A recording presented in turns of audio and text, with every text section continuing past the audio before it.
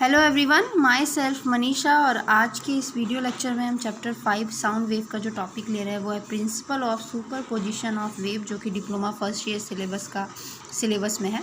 तो आइए सबसे पहले हम इसकी स्टेटमेंट जो है वो देखते हैं कि इसकी स्टेटमेंट जो है वो क्या कहती है। तो principal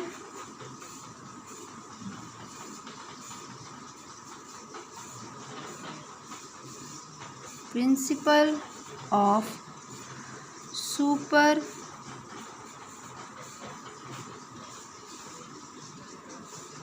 position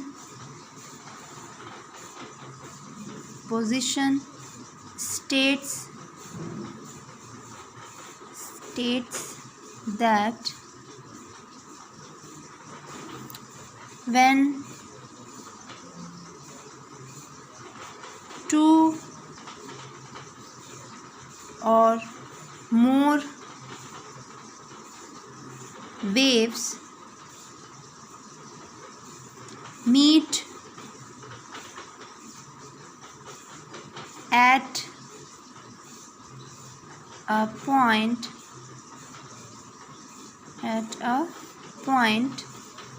the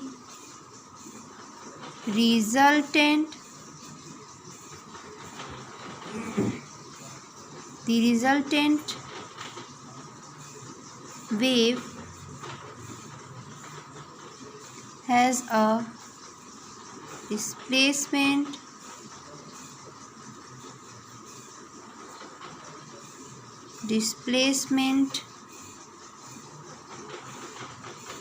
which is the algebraic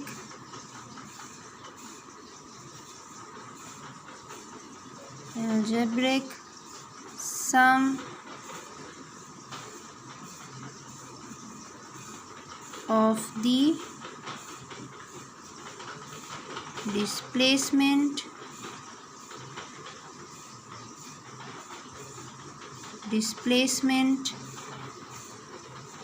of each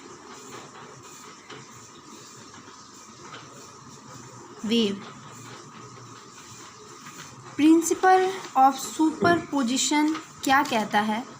ये कहता है कि जब दो वेव किसी पर्टिकुलर पॉइंट पे सुप्रीम पोज होती है तो ये दोनों वेव मिलकर एक नई वेव फॉर्म जो है वो बनाती है।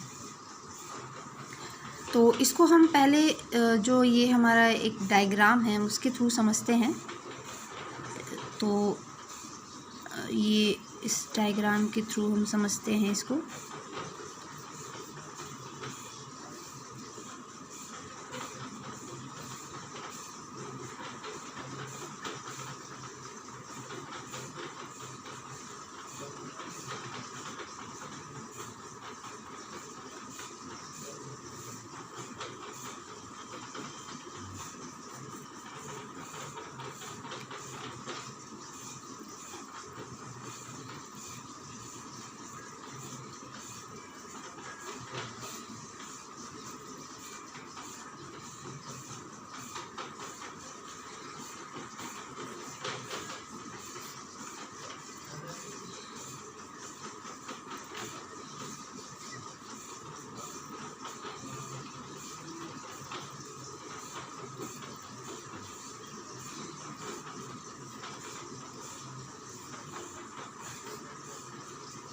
ये डायग्राम है हमारा y1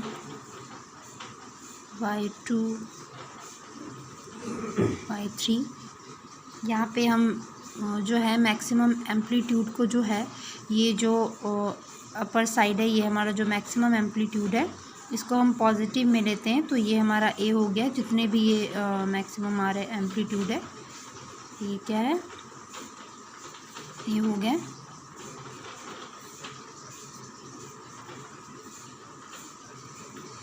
तो यहाँ पे हम ये जो दोनों वेव्स देख रहे हैं, ये हमारा पहला वेव्स और ये दूसरा वेव। यहाँ पे हम ये जो दोनों वेव देख रहे हैं, ये क्या है, किसी एक पर्टिकुलर डायरेक्शन में, जैसा हम देख रहे हैं कि जो है सपोज़ ये एक दूसरे को जब सुप्रीम पोज करते हैं, यानी कि इनकी फ्रीक्वेंसी सेम है, इनका जो एम्पलीट्यूड है वो भी सेम है, टाइम पीरियड भी जो है वो भी क्या है, सेम है, और दोनों एक ही जो है इनकी डायरेक्शन भी क्या है, सेम है।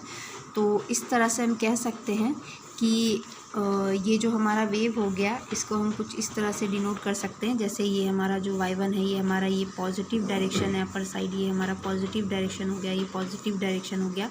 बट वहीं अगर हम ये थर्ड वाला जो मैंने वेव बनाया, इसमें हम देखें तो ये जो है, ये वेव जो है, ये जो इसका एम्पलीट्यूड बन रहा है, ये बन रहा है नेगेटिव डायरेक्शन में।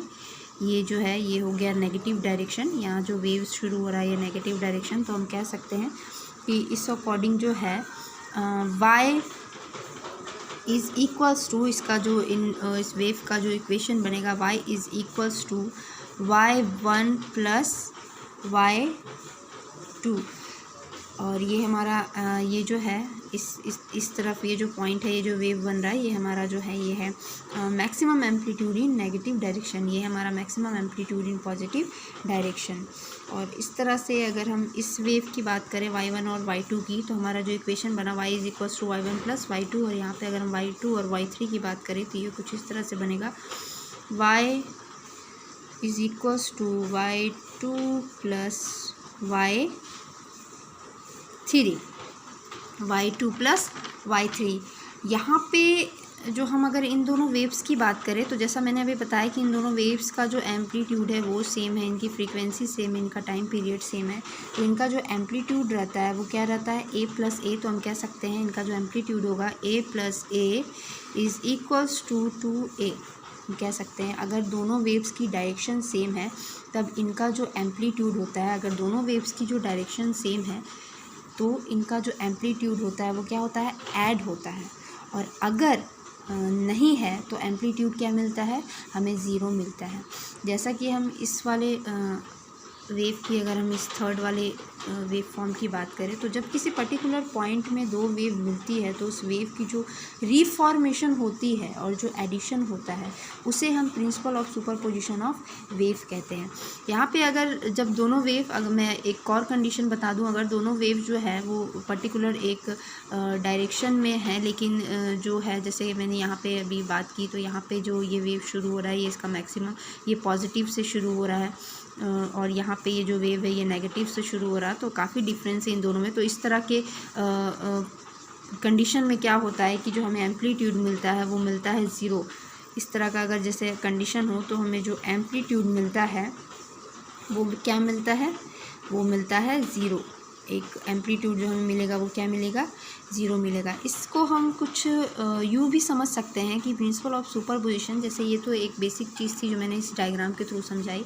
प्रिंसिपल ऑफ सुपरपोजिशन, जब दो या दो से अधिक वेव किसी भी मीडियम में, सपोज़ ये एक, इसको हम समझ लेते हैं, ये हमारा कोई मीडियम है, ये जो हम देख रहे हैं कि जब दो या दो वेव एक दूसरे को सुप्रीम पोज करती हैं तो एक नए जो है वेव का निर्माण करती हैं, यानी कि एक रिजल्टेंट वेव जो है हमें मिलता है। तो सपोज़ मैं यहाँ पे जो है मैं यहाँ पे ये वेव फॉर्म जो है मैं बना रही हूँ, ये बिल्कुल एक ही पॉइंट से जो है ये दो वेव फॉर्म जो हैं वो प्रोड्यूस हो रही है। दो वेव फॉर्म्स जो है वो इस तरह से, इनकी फ्रीक्वेंसी भी सेम है, इनका टाइम पीरियड सेम है, इनकी जो स्पीड है, ये सारी चीज़ें जो है सेम है। तो हम कहते हैं, जैसे मैंने इससे पहले भी एक जो टॉपिक हमने किया था स्टेशनरी वेव, तो हमने उसमें भी समझा था कि वेव का ये जो वेव है उसका एक नेचर होता है। क्या होता है कि इस जो मीडियम के जो पार्टिकल्स होते हैं, वेव क्या करती है, सपोज़ ये जो वेव है यहाँ पे, इस रिजल्टेंट वेव को समझने के लिए हम क्या कहते हैं कि सपोज़ यहाँ पर ये जो मीडियम ऑफ पार्टिकल है, ये जो फर्स्ट वेव यहाँ पे हमें दिख रही है, ये उसे इस तरफ जो है फ्लो करवाना चाहेगी इस वेव के साथ इस पार्टिकल को। और इससे ऊपर का जो वेव है, जो एक और वेव हम देख रहे हैं कि थोड़ा सा मैक्सिमम पॉइंट पे है, ये वेव भी क्या करेगी, इस पार्टिकल को चाहेगी कि वो इसके साथ जो है वो जो है ट्रैवल करे, फ्लो करे।